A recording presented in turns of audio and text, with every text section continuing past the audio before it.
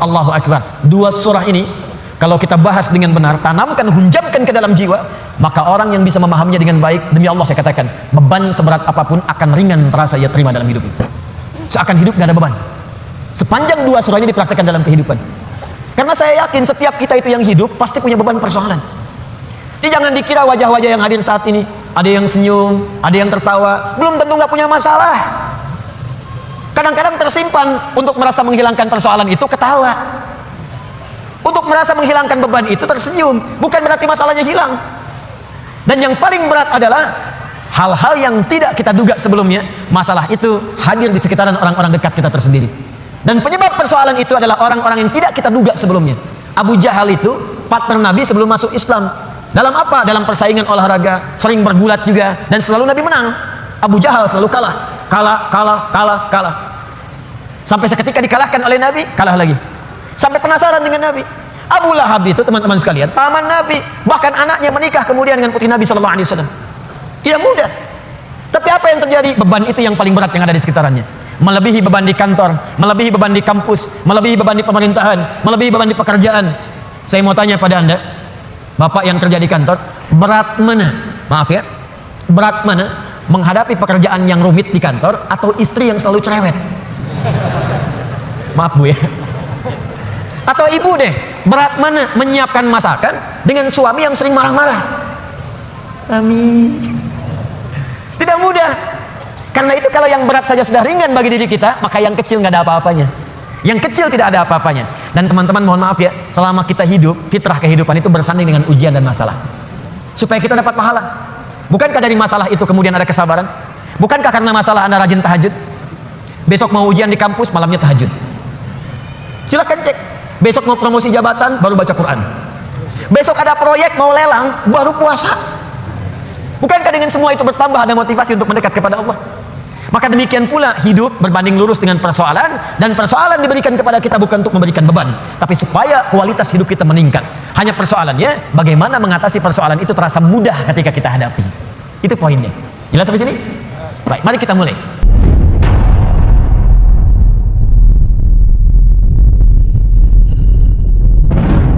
Kita mulai dulu dengan sebab turunnya surah Ad-Duha ini dan Al-Insyirah. Kenapa sebab ini turunnya dua surah ini? Apa kemudian hikmah yang bisa diambil dari sebab turunnya ini sehingga bisa memberikan inspirasi bagi kita semuanya? Kita mulai dari sini, baru kemudian kita ambil keterangan para ulama-ulama tentang tafsir atau makna dari surah Ad-Duha dan bersamaan dengan Al-Insyirah, dan kita ambil imrahnya untuk kita terapkan dalam kehidupan kita.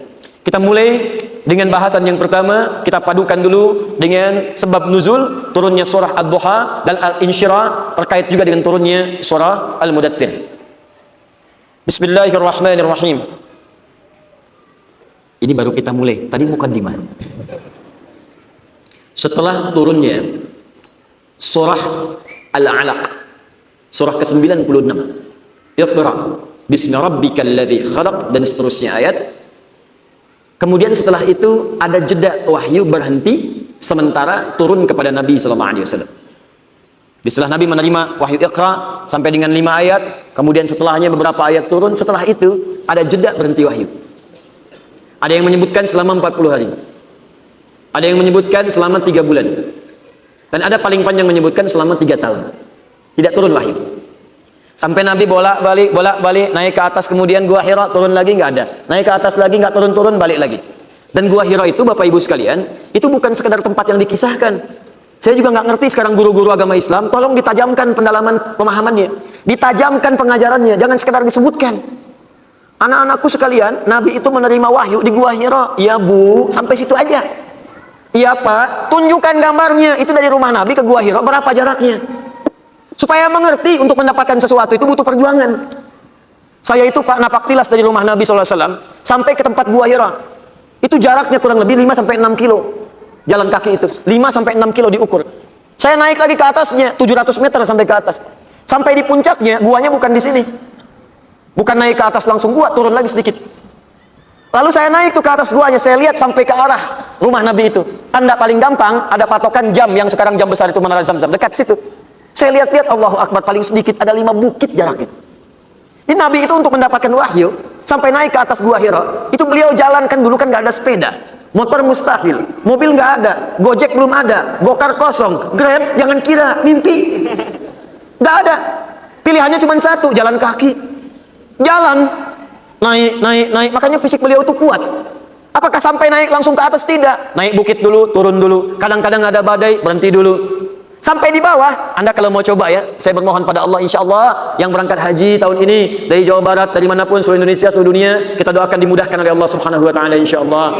Yang belum berangkat mudah-mudahan disegerakan oleh Allah Subhanahu Wa Taala, insya Allah. Ya, ayo, ikhtiar. Nanti sampai di sana, coba Anda naik ke Gua Hira itu, bukan sekedar naik, Kadang-kadang masih ada binatang, ya, ada monyet sekitarnya. Yang kalau nggak dikasih makan, kadang-kadang nguntit Anda dari belakang, kadang-kadang tas Anda diambil dan sebagainya. Saya membayangkan bagaimana saat ketika Nabi akan mengambil dan menerima wahyu itu. Naik turun. Ini menunjukkan pesan bahwa untuk menemukan tempat yang baik itu, kadang-kadang butuh perjuangan. Mau pindah ke tahajud, belum tentu langsung seketika terjadi. Tungguin dulu, setting alarm, kuatkan niat, bangun jam 3, alarm jam 2, jam 2:04, jam setengah 3. Alarm jam 2, mematikan yang jam 2:04. Alarm 2:04, mematikan alarm yang setengah 3. Alarm setengah 3 untuk persiapan dulu. Belum tentu mudah. Naik turun. Nah, setelah periode Iqra itu, tiba kemudian wahyu berhenti sementara waktu. Kita ambil batas paling maksimal misalnya sampai dengan 3 tahun. Minimalnya riwayatnya 40 hari. Para ulama kemudian menyimpulkan, kenapa Allah dalam hal ini memberikan jeda kepada Nabi sebelum muncul kemudian wahyu yang berikutnya. Perhatikan hikmahnya dengan sangat indah. Pertama, kata para ulama, untuk memberikan pesan kepada Nabi agar diteruskan kepada umatnya, agar terbiasa memahami makna Al-Quran dan mendalami serta mengamalkannya sebelum dia memperbanyak bacaan-bacaan kepada yang lainnya. Jadi mengkhatamkan Quran itu bagus, mengejar khatam bagus, baca bagus, tapi yang lebih disukai itu apa yang sudah dibaca, dalami, pahami supaya bisa diamalkan. Ini kebanyakan orang sekarang mengejar kemudian setoran hafalan, mengejar banyaknya bacaan, mengejar khataman, cuman sayangnya apa yang dibaca nggak dipahami.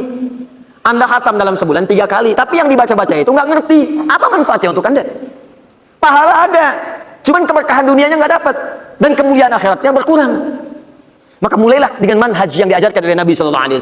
Sedikit, bagus. Hafalkan, boleh banyak. Tapi dari semua apa yang kita dapatkan itu, milikilah jeda waktu untuk mengamalkannya. Saran saya begini, kalau bisa, misal bulan ini saya ingin paham makna Al-Fatihah. Bulan depan saya mulai juz amma. Bagi, kalau perlu sehari seayat gak apa-apa. An-Naba 40 ayat misalnya, besok saya ayat pertama dulu. Besoknya lagi ayat keduanya. Lihat tafsirnya, jajarkan maknanya, usahakan amalkan dalam hidup. Kalau sudah begitu, hidup antum itu terisi berkah. Enak. Setiap waktunya dengan Quran, dengan enak, keberkahannya nikmat sekali. Dan terisi waktunya, walaupun sehari hanya 1 ayat. Nah, apa yang terjadi setelah itu? Tiba-tiba Nabi naik ke atas Gua Hira siang-siang. Tidak ada wahyu turun, diputuskan turun oleh beliau. Siang itu juga.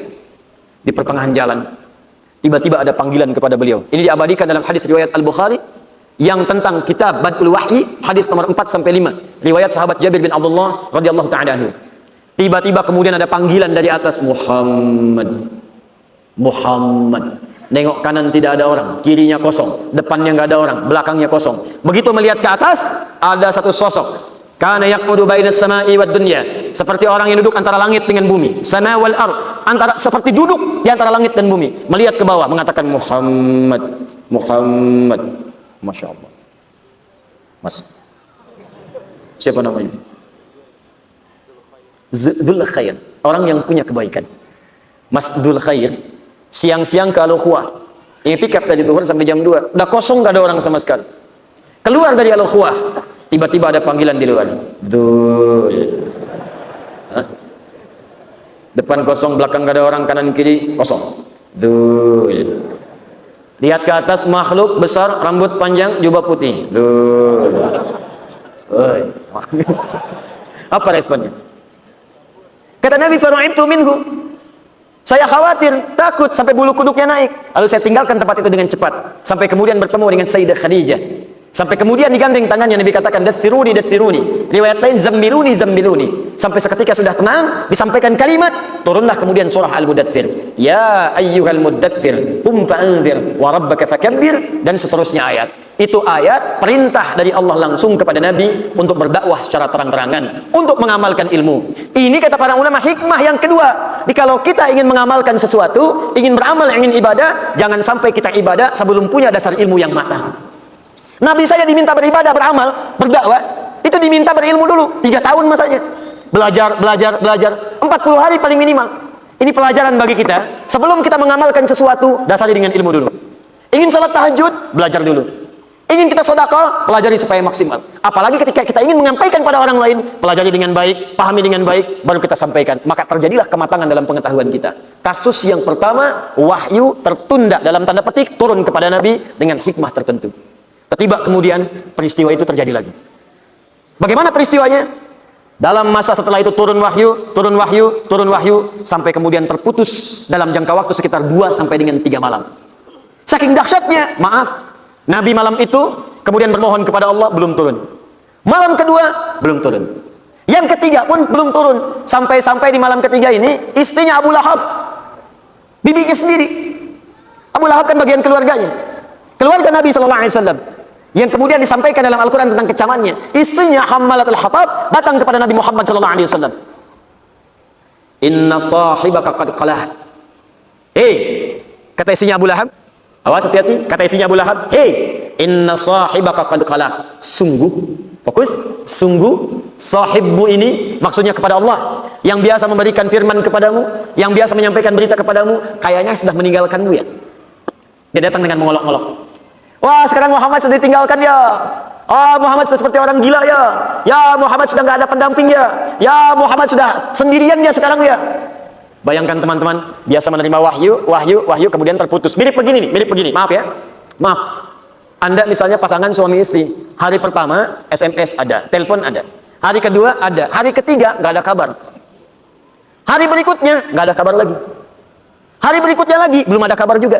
Kira-kira perasaan Anda bagaimana? Nggak usah suami istri lah, anak misalnya. Anak berangkat sekolah keluar, berangkat ke Amerika. Hari pertama belum ada kabar. Hari kedua nggak ada kabar. Hari ketiga nggak ada kabar juga. Perasaan Anda bagaimana? Gelisah. Tiba-tiba kemudian ada yang mengatakan, udah ditinggalin anak ya. Udah nggak diperhatiin ya sama suami ya. Kayak orang gila aja, udah nggak ada temennya. Bagaimana perasaan Anda? Saking cintanya Nabi kepada Allah Subhanahu wa Ta'ala, beliau merindukan Allah dengan turunnya wahyu. Tapi apa yang terjadi?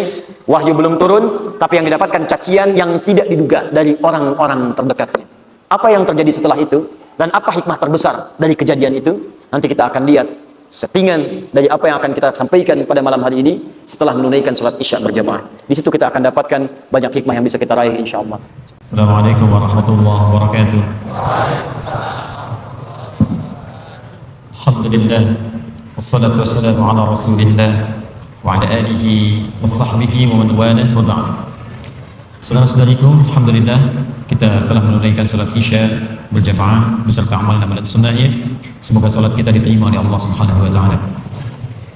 Baiklah, Nabi sallallahu alaihi wasallam melewati fase yang kedua saat wahyu itu belum turun rutin seperti biasanya.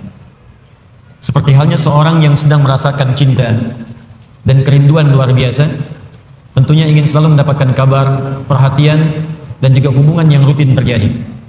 Tadi kami contohkan ketika Anda mencintai seorang anak, bahkan itu anak satu-satunya, tapi kemudian sehari tidak ada kabar, 2 hari tidak ada kabar, 3 hari tidak ada berita. Tapi yang paling kemudian memekikkan adalah juga kadang-kadang memekakkan dan memberikan beban lebih berat daripada beban barbel yang diangkat, lebih berat dibandingkan daripada beban besi yang kemudian ditimpakan ke dalam pundak, adalah datangnya orang-orang terdekat yang tidak memberikan solusi. Sudah ada persoalan, tapi dia sibuk kemudian memberatkan masalah yang dimaksudkan. Bahkan hadir celaan-celaan kemudian dari lisannya, sampai mengolok-olok dan mengatakan, sekarang udah ditinggal ya. Kayak orang gila aja sendirian, harap-harap sesuatu tapi nggak dapat. Sekarang sudah nggak punya teman ya. Kalau yang bicara orang luar, mungkin kita bisa abaikan, karena tidak tiap hari bertemu dia. Tapi kalau yang bicara orang terdekat, bahkan hadir di samping rumah, bahkan punya status keluarga, itu yang beban paling berat dibandingkan dengan beban mengikut barbel. Itu beban paling tinggi, paling kuat dibandingkan dengan diberikannya besi ke atas pundak. Orang yang angkat barbel mungkin seketika bisa diangkat sampai ke kaki terasa beratnya, tapi bisa dilempar, selesai. Tapi kalau ada orang terdekat kemudian mencela Anda, orang terdekat memfitnah Anda, orang terdekat mengolok-olok Anda, orang terdekat menyebarkan aib Anda yang sebetulnya bukan aib pula, itu yang kadang-kadang berat untuk diterima. Di situ kadang kita merasa sedih. Ini yang terjadi keluarganya sendiri. Ini menariknya, tiba kemudian saat situasi itu terjadi di hari yang ketiganya, tiba kemudian Allah langsung turunkan 2 surah sekaligus. Termaktub dalam mushaf urutan 93 dan 94 langsung seketika. Jadi dua-duanya disebutkan satu penjamin, yang keduanya menyebutkan solusi. Bahkan beban itu langsung diisyaratkan seperti tadi kami ungkapkan. Wadduha. Bagian pertama surah 93-nya. Wal laili idza saja.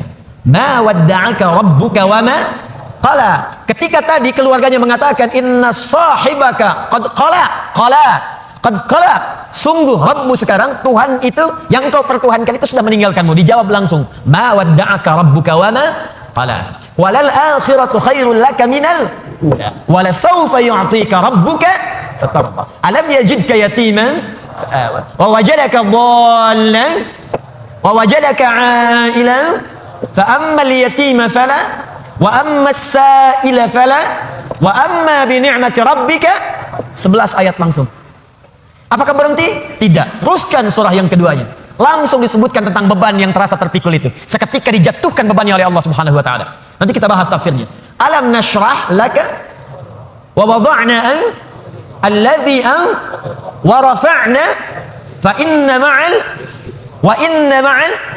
fa idza faraghta wa ila rabbika. Allahu akbar. 2 surah ini kalau kita bahas dengan benar, tanamkan, hunjamkan ke dalam jiwa, maka orang yang bisa memahaminya dengan baik, demi Allah saya katakan, beban seberat apapun akan ringan terasa ia terima dalam hidup. Seakan hidup gak ada beban. Sepanjang 2 surah ini dipraktekkan dalam kehidupan. Karena saya yakin setiap kita itu yang hidup pasti punya beban persoalan.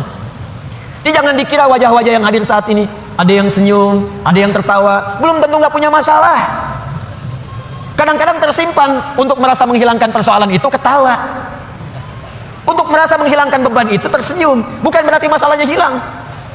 Dan yang paling berat adalah hal-hal yang tidak kita duga sebelumnya, masalah itu hadir di sekitaran orang-orang dekat kita tersendiri. Dan penyebab persoalan itu adalah orang-orang yang tidak kita duga sebelumnya. Abu Jahal itu partner Nabi sebelum masuk Islam. Dalam apa? Dalam persaingan olahraga, sering bergulat juga, dan selalu Nabi menang. Abu Jahal selalu kalah. Sampai seketika dikalahkan oleh Nabi, kalah lagi. Sampai penasaran dengan Nabi. Abu Lahab itu teman-teman sekalian, paman Nabi, bahkan anaknya menikah kemudian dengan putri Nabi sallallahu alaihi wasallam. Tidak mudah. Tapi apa yang terjadi? Beban itu yang paling berat yang ada di sekitarannya. Melebihi beban di kantor, melebihi beban di kampus, melebihi beban di pemerintahan, melebihi beban di pekerjaan. Saya mau tanya pada Anda, Bapak yang kerja di kantor, berat mana? Maaf ya. Berat mana menghadapi pekerjaan yang rumit di kantor atau istri yang selalu cerewet? Maaf Bu ya. Atau ibu deh, berat mana menyiapkan masakan dengan suami yang sering marah-marah? Amin. Tidak mudah. Karena itu kalau yang berat saja sudah ringan bagi diri kita, maka yang kecil nggak ada apa-apanya. Yang kecil tidak ada apa-apanya. Dan teman-teman mohon maaf ya, selama kita hidup, fitrah kehidupan itu bersanding dengan ujian dan masalah. Supaya kita dapat pahala. Bukankah dari masalah itu kemudian ada kesabaran? Bukankah karena masalah Anda rajin tahajud? Besok mau ujian di kampus, malamnya tahajud. Silakan cek. Besok mau promosi jabatan, baru baca Quran. Besok ada proyek, mau lelang, baru puasa. Bukankah dengan semua itu bertambah ada motivasi untuk mendekat kepada Allah? Maka demikian pula hidup berbanding lurus dengan persoalan, dan persoalan diberikan kepada kita bukan untuk memberikan beban, tapi supaya kualitas hidup kita meningkat. Hanya persoalannya, bagaimana mengatasi persoalan itu terasa mudah ketika kita hadapi. Itu poinnya. Jelas sampai sini? Baik, mari kita mulai. Wadduha.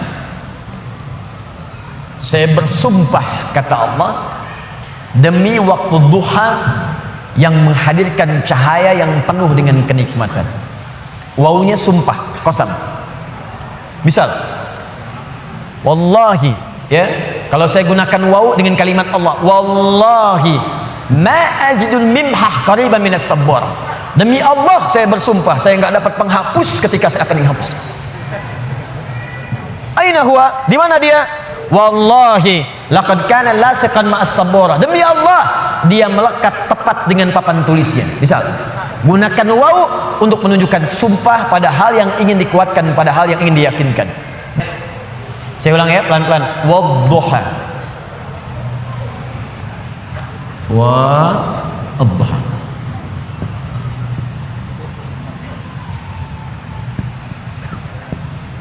Fokus. huruf waw dalam bahasa Arab itu setidaknya secara garis besar ada dua jenis. Satu disebut atof. Atof itu waw yang mengikutkan pada hukum sebelumnya. Misal, buka Quran surah ke-2 Al-Baqarah ayat 127, paling kiri sebelah atas.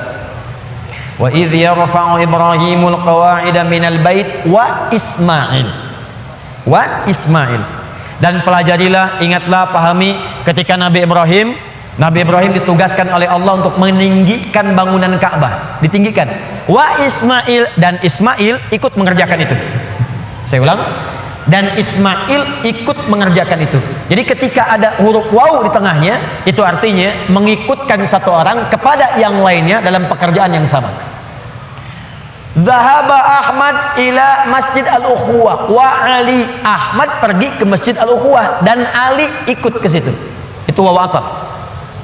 Tapi kalau ada huruf waw misal berada di awal ayat biasanya dalam setiap awal surah dan harokat setelahnya itu kasrah. Harokat setelahnya itu kasrah. Jadi waw ada kalimat, di akhir kalimat itu harokatnya kasrah. Atau kasrahnya tidak ada tapi ditutup dengan alif. Alifnya alif belok begini. Itu menunjukkan wawunya sumpah, qasam, sumpah.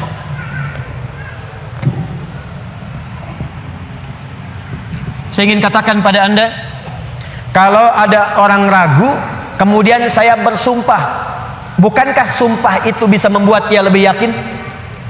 Bukankah sumpah itu ditujukan untuk menepis keraguan? Lihat baik-baik, manusia saja bersumpah Anda bisa yakin. Sekarang Allah itu nggak bersumpah pun pasti benar, tapi kemudian dihadirkan sumpah.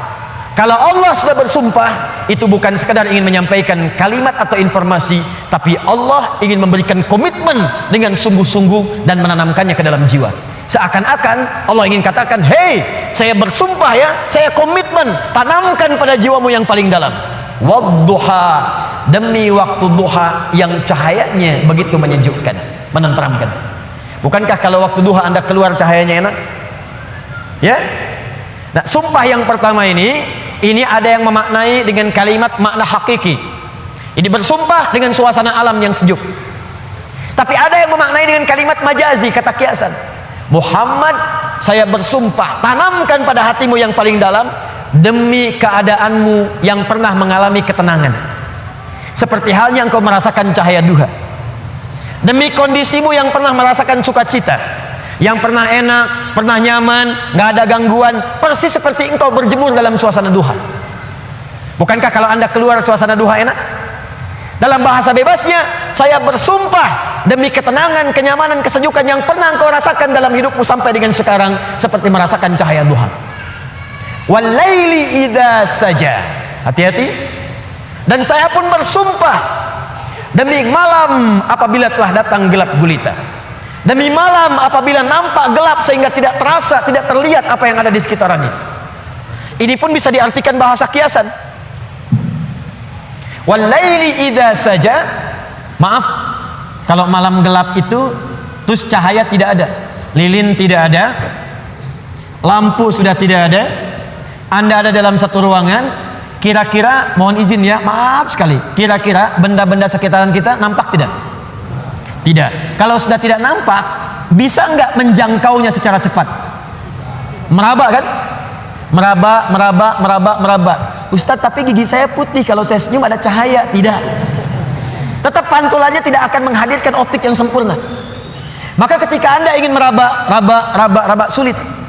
Ada orang, maaf ya, dihadapkan pada sebuah peristiwa, berat peristiwanya, seperti orang berada di tengah malam. Memang suasananya siang, matahari ada, tapi bebannya begitu berat sampai-sampai matanya terasa gelap, kayak orang limbung, jalan limbung. Jadi ada beban-beban tertentu dalam kehidupan yang terasa begitu gelap. Maka muncul kalimat walaili idza saja. Ataupun suasana yang engkau punya beban Muhammad, saking beratnya beban itu seperti engkau berada di pertengahan malam yang tidak ada cahaya, sulit berjalan, sulit meraba sampai ada beban di pundakmu. Ma wadda'aka rabbuka wa ma qala. Tanamkan dalam jiwamu, aku bersumpah kata Allah, dan ini komitmenku kepadamu. Baik engkau dalam suasana suka seperti waktu duha, ataupun dalam suasana punya beban yang sangat berat, tanamkan, yakinkan pada jiwamu, aku tidak akan pernah meninggalkanmu untuk selamanya. Jangan dengarkan perempuan itu yang berkata, Tuhanmu telah meninggalkanmu. Inna sahibaka qad qala. Dijawab langsung oleh Allah, ma wadda'aka rabbuka wa ma qala. Gak akan pernah Tuhanmu meninggalkanmu, apalagi kemudian menjauhimu. Ini kata para ulama, ini manhaj yang pertama. Bila seseorang dekat dengan Allah dan selalu mendekatkan diri kepada Allah untuk bertakarrub, dekat sampai merasakan kedekatan dengan Allah, maka tidak ada yang paling menyenangkan dan tidak akan pernah merasakan beban dalam hidup kecuali semuanya akan diringankan oleh Allah Subhanahu wa taala. Kecuali semuanya akan terasa ringan karena dia merasa dekat dengan Allah Subhanahu wa taala.